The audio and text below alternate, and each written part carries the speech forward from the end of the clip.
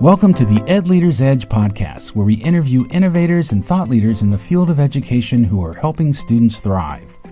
I'm your host, Ed Madison. I'm a professor and researcher at the University of Oregon, an educational consultant, and serve as executive director of the Journalistic Learning Initiative, a nonprofit organization that empowers elementary, middle, and high school students to discover their voice, improve academic outcomes, and become self-directed learners through project-based storytelling. Welcome to our program. Eric Byrne is superintendent of the RIE City School District, which is in southern Westchester County, New York. It includes 3 national Blue Ribbon elementary schools of excellence, serving grades K-5 and serves grades 6-8. The RIE High School, which is ranked among the top high schools in the country by both U.S. News and World Report and Newsweek magazine. Welcome, Eric. Thank you, Ed. It's a pleasure to be here with you today. Yeah. So I want to start. It seems like I'm just in doing a little bit of homework here. You have a guiding principle that you call the RIE Commitment. What is the Yeah, RIE? the RIE Commitment is our North Star. It sets the target for what we hope to accomplish and develop in our students. It sets the expectation for our teachers in terms of our support and professional learning and growth. And it sets the bar for the community in terms of how the Board of Education and administration will interface and connect with the community. And how does that manifest in terms of the student experience? I mean, because you drill down and what it says is that as far as students are concerned, we will provide the necessary support for you to receive an education that helps you to become socially responsible, caring citizens who can think critically, communicate effectively, collaborate, and creatively solve problems in diverse global environments. That's a great statement. How does that really exist for the student experience? So in a number of ways. Number one, we actually use that framework as we're developing curriculum and as we're planning instruction, but also in how we're thinking strategically as an organization. So here's a great example.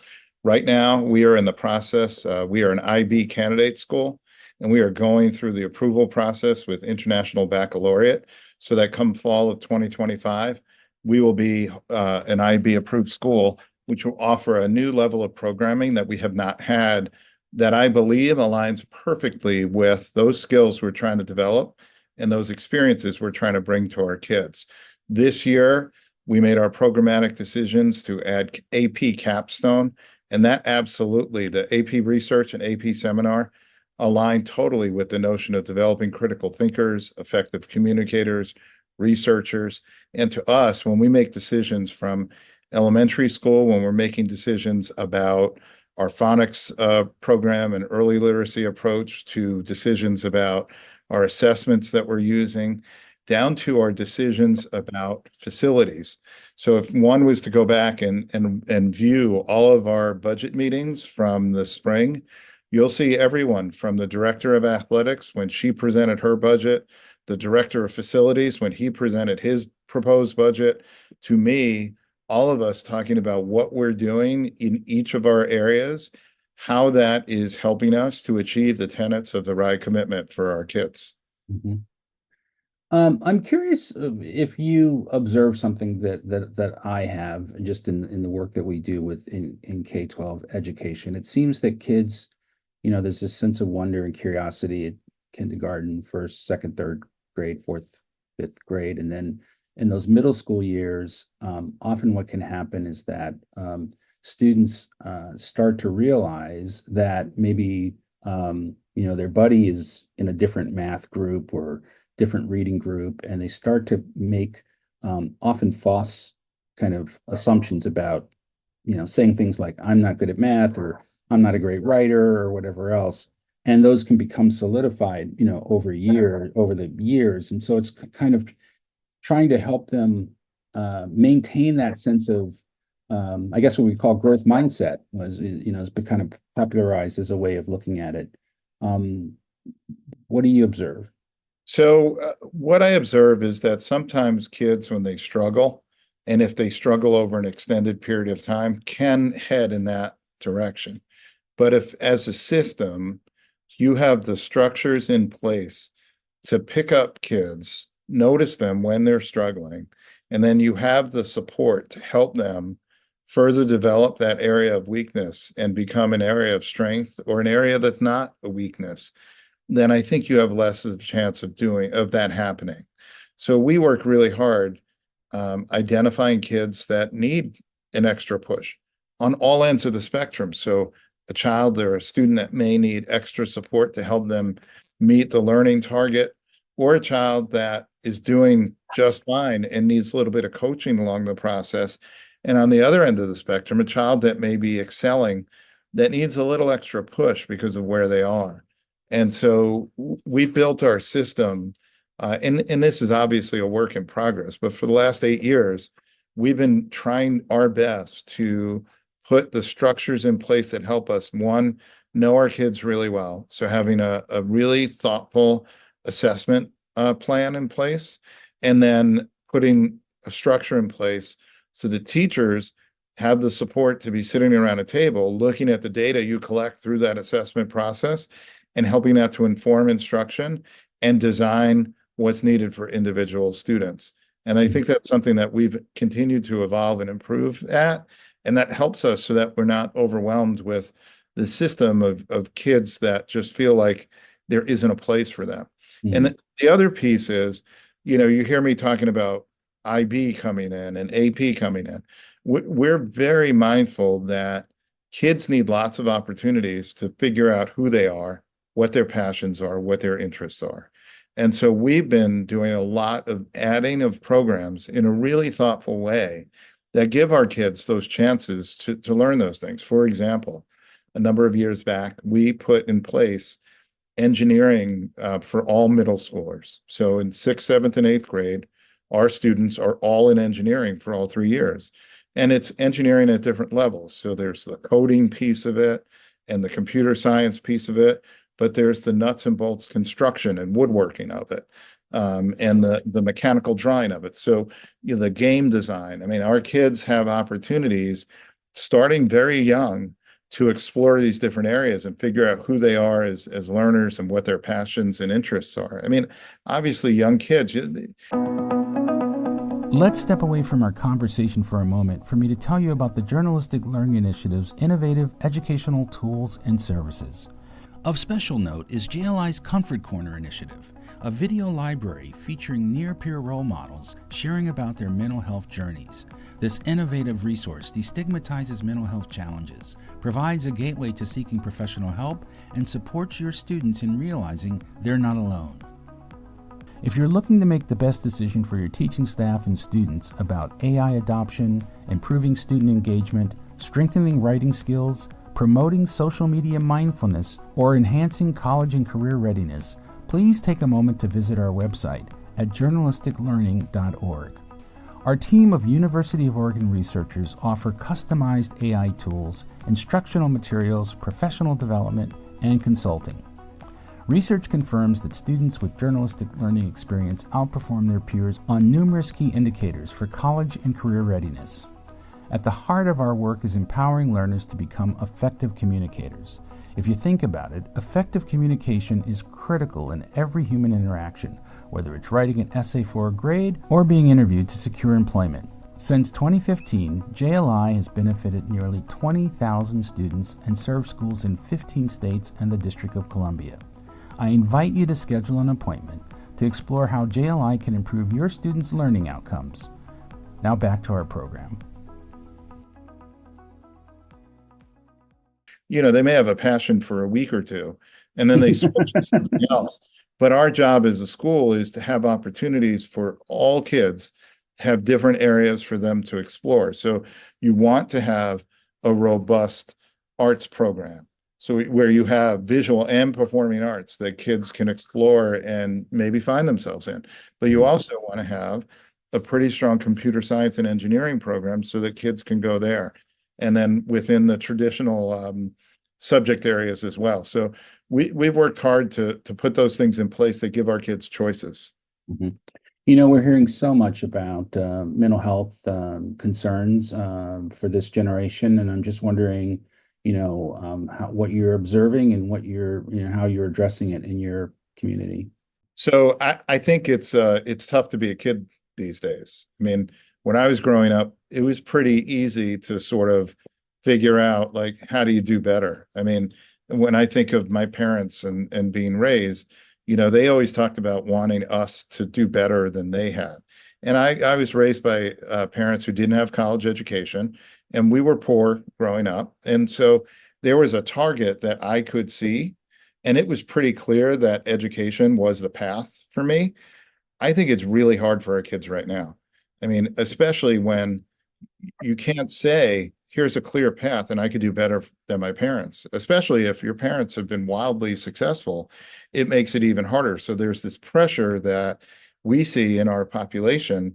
And sometimes that's an unhealthy pressure for kids. So it leads to stress and anxiety. But again, just like we do academically to understand who our kids are, we're doing that from a social emotional standpoint as well. So we do work with our kids and survey our kids throughout the years and have processes in place to identify students that may need some extra support.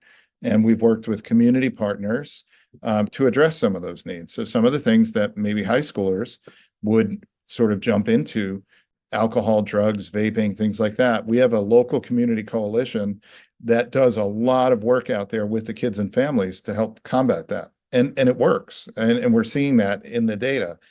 We also, when our kids came back to school when we were out for COVID, we knew that kids were isolated, kids were scared, they were anxious, and we added social work support at all of our schools beyond what we already had in place because we knew we needed extra people for kids to talk with and for kids to be able to spend time with to help them navigate these emotions that they were feeling. And that has led us down a path to really think carefully about social emotional learning, K-12, and building a robust program to give kids the skills to be successful, but also in looking outside when we don't have the support. So we have a mental health clinic now 4 days a week that's in our district supporting kids and families in our schools that we work to secure outside funding and a partner agency to support families. And it was 3 days a week, and we upped it to 4 this year with our partner because they felt that they needed the extra slots to be able to meet with kids and families and support them. So I think you have to, one, think about what you can do as a system to help long term build the skills and the executive functioning skills, build the coping mechanisms, and help kids get to a place where they can navigate the stressors of life that come before them successfully. At the same time that you're building that, because that takes time, and you're rolling that up in a K-12 system, you're trying to get all your staff in place. You're trying to get all your programming in place. You're trying to write all your lessons in your curriculum. At the same time, you have kids that need immediate support right now, and you have to have those supports in place. So as a system, we prioritized having those supports in place while we build the structures within the system to long-term support of social emotional development. Mhm. How are you handling just smartphone access and during the day, and are there policies around that or? Yeah, the smartphone thing is a tricky one right now because it's caught the attention of elected officials who are loving this notion of banning cell phones in schools and things like that. Well, Yeah. we've been dealing with cell phones for a lot of years in schools, so we had already had practices in place. Like at our elementary school, it's not been an issue. No devices are allowed, and families know that. If a student brings the device in and it's taken out, it gets taken away, the parents pick it up. At our middle school, it's a pretty similar, knowing that most of our middle schoolers have cell phones. The rule is they can't be out in school. So when you get to school, leave it in your locker with whatever is in your locker. If you're seen with it, it's going to get taken away, and your parents are going to have to pick it up. So that's, we reminded everybody coming into the school year, yes, we're hearing, sorry about that. We're hearing all this noise from politicians about banning cell phones, and in New York, the governor is talking about a law banning cell phones. I won't even get into the practicality and the pragmatic challenges with that, but we made it clear what our practices are. In the high school, we have those pocket charts in every classroom. So, kids aren't allowed to use them during class. And, the teachers have them put them in the pocket charts when they're walking in the room, and then they get them at the end of class. So it's not, you don't have kids, watching YouTube under their desk. So, Right. Yeah. you know, it seems to be I working. have to, it's funny you say that because I have to confess. Now, this is going to show my age, but when I was in elementary school, I had a transistor radio with a little earplug, and I would sit like this sometimes and listen to the Jackson Five or whomever was but yeah, so there's always going to be. Well, I remember, I got in trouble in middle school because I had one of the early, what was it, like the Coleco football thing where Right. the Yeah. dash was running. I got caught with that under my desk. So Right. I know what we know the Yeah. story. We've been through it before. Yeah.